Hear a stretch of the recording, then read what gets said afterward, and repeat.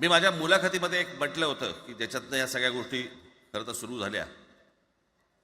आणि मी असं म्हटलं होतं की कोणत्याही वादापेक्षा आणि कुठच्याही भांडणापेक्षा महाराष्ट्र मोठा आहे.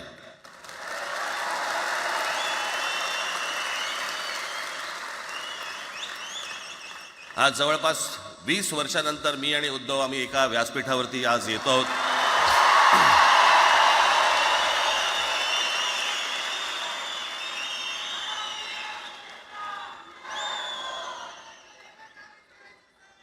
जे माननीय बाळासाहेबांना जमलं नाही, जे अनेकांना जमलं नाही, आम्हाला दोघांना एकत्र आणायचं, ते देवेंद्र फडणवीसला जमलं.